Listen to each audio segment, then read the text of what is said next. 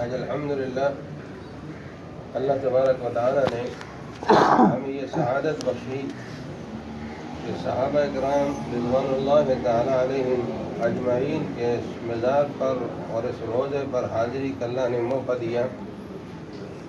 صحابہ کرام اس کائنات کے اندر حضرت انبیاء علیہم الصلاۃ والسلام کے بعد سب سے زیادہ برگزیدہ ہستی ہے۔ یہ وہ ہستیاں ہیں جن کی آنکھیں نبی کریم صلی اللہ علیہ وسلم کے چہرے انور پہ لگی ہیں اور جن کے کانوں نے جناب رسول اللہ صلی اللہ علیہ وسلم کی حدیث سنی ہے اور جن کو اللہ نے امت مسلمہ کے لیے معیار حق قرار دیا ہے کہ اگر کوئی آدمی کہتا ہے کہ میں مسلمان ہوں، اگر ان کا ایمان ان صحابہ جیسے ہوگا تو مسلمان ہوگا۔ یہ صحابہ کرام رسول اللہ صلی اللہ علیہ وسلم نے ارشاد فرمایا کہ میرے صحابہ دنیا کے جس کونے میں ہوں گے اور جہاں سے قیامت کے دن میرا کوئی صحابی قبر سے اٹھے گا، وہاں ایک نور ہوگا اور اس نور کے اندر وہاں کے لوگ بھی میرے صحابہ کے ساتھ میدان محشر کی طرف چلیں گے۔ یہ صحابہ کی بہت عظیم الشان جماعت ہے، صحابہ کی بہت عظیم الشان جماعت ہے۔ ان صحابہ کا امت مسلمہ پر احسان ہے۔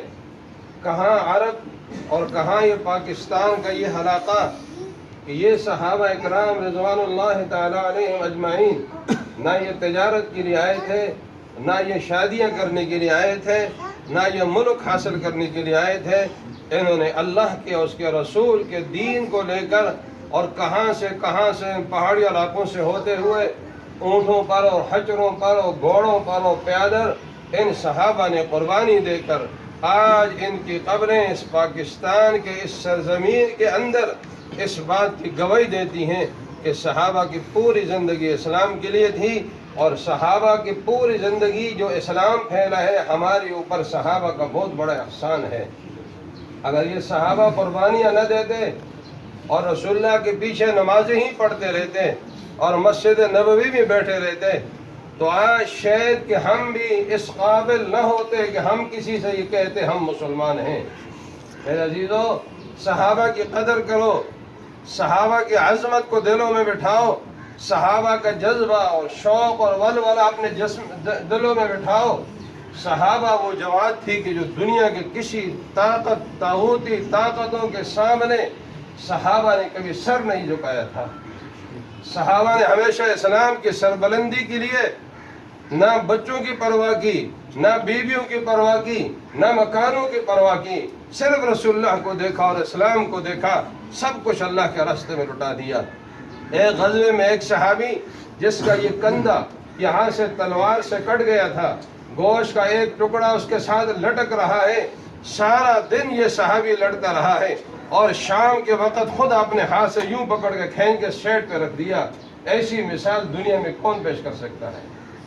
جنہوں نے صحابہ نے پیش کی اور اتنے رسول اللہ کے عاشق تھے، اتنے رسول اللہ کے ساتھ محبت کرنے والے تھے کہ ایک صحابی جب اللہ کے پیارے محبوب صلی اللہ علیہ وسلم کا انتقال ہوا تو ایک صحابی نے کہ اللہم اذھب بصری لا ارا بعد حبیبی احدا وکف بصرہ، اے اللہ میری آنکھوں کی بینائی ختم کر دے، میری آنکھیں تو رسول اللہ کے چہرے کو دیکھنے کے لیے تھی، آج وہ نورانی اور پاکیزہ چہرہ میرے سامنے نہیں ہے۔ آج میں ان آنکھوں سے نہ بیوی کو دیکھنا چاہتا ہوں، نہ بچوں کو دیکھنا چاہتا ہوں، نہ عزیز اور رشتہ داروں کو دیکھنا چاہتا ہوں۔ فکف بصرہ، اللہ نے صحابی کی بینائی کو ختم کر دیا۔ میرے عزیزو، میں تمام اپنے نوجوان اور مسلمانوں سے کہوں گا، اگر عزت چاہتے ہو، دنیا اور آخرت کی کامیابیاں چاہتے ہو، رسول اللہ کی شفاعت چاہتے ہو، ان صحابہ کے غلام بن جاؤ، ان صحابہ کے نقش قدم پہ چلو۔ ان صحابہ نے جیسے پاکیزہ زندگی گزاری اس طرح زندگی گزارو۔ اور میں آج اس مجمع کی وساطت سے پوری دنیا کے حکمرانوں سے، مسلمان حکمرانوں سے کہنا چاہتا ہوں کہ مسلمانوں، جہاں دنیا میں کوئی مظلوم ہوتا تھا صحابہ وہاں پہنچتے تھے۔ آج فلسطین کے مسلمان مظلوم ہیں، افغانستان کے مسلمان مظلوم ہیں، دنیا کے اور کئی ایسے ممالک ہیں جہاں مسلمان مظلوم ہیں۔ مسلمانوں تم اس اپنے حکومت پہ عیاشیاں کرتے ہو، صحابہ کی قربانیاں تھی، ان کی قربانیوں سے ہمیں اسلامی ممالک دیے ہیں، ان کے قربانیوں سے ہمیں اللہ نے دین دیا ہے۔ آج وہ فلسطین کے مسلمانوں پر اسرائیل اور جتنی بھی کفریہ طاقتیں ہیں، وہ درندے وہاں کی مائیں اور بہنیں اور بچوں اور مسلمانوں پر ظلم اور زیادتی کر رہے ہیں۔ مسلمان حکمرانوں، تمہارے لیے کون سی چیز ایسی مانے ہے کہ تم ان مظلوم مسلمانوں کی حمایت نہیں کرتے؟ تمہیں اس بات سے ڈرنا چاہیے، کل قیامت کے دن تم سے یہ سوال نہیں ہوگا کہ تم نے کتنی مربع زمین پہ حکمرانی کی تھی، تم نے کتنی عیاشیاں کی تھی۔ تم سے سوال یہ ہوگا کہ حکمرانوں بتاؤ، میرا دین مٹ رہا تھا، میرے صحابہ کو آنے والے لوگ گھومتے تھے، میرے مسلمانوں پہ ظلم اور زیادتی ہو رہی تھی، تم نے اس وقت کون سا قدم اٹھایا ہے؟ آج میں امت مسلمہ کے تمام حکمرانوں سے کہنا چاہتا ہوں کہ ہم آج ان صحابہ کے روزے کے اوپر کھڑے ہیں، اور یہ صحابہ ہمیں کہہ رہے ہیں، مسلمان پاکستان کے مسلمانوں، ہم تمہارے پاس دین لے کر آئے تھے۔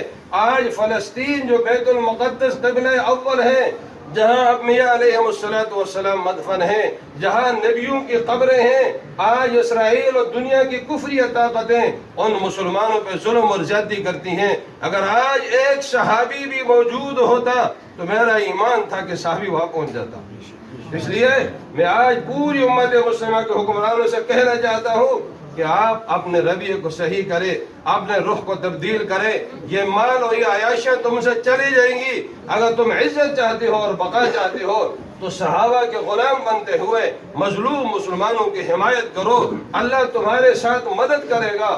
اور اگر تم نے ان مسلمانوں کی اور فلسطین کے مسلمانوں کی مدد نہ کی تو یاد رکھو، اللہ نہ کرے کل وہ وقت آ جائے کہ ہمارے حرمین پہ کوئی حملہ کرے تو پھر یقیناً ہمیں اپنے حکمران نظر نہیں آتے کہ جو اپنے بیت اللہ کے لیے اور روز رسول اللہ کے لیے بھی یہ قربانی دیں۔ اللہ تبارک و تعالی ان صحابہ کی قربانیوں کو قبول فرما کر ہماری نجات کا ذریعہ بنائے۔ اور اہل حلاقہ یقیناً خوش نصیب لوگ ہیں جہاں صحابہ کی اتنی عظیم قبریں صحابہ کی موجود ہیں۔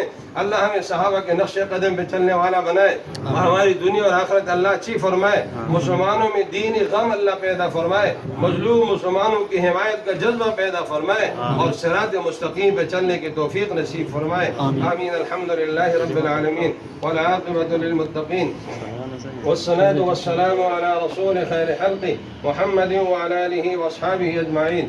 اللهم احسن عاقبتنا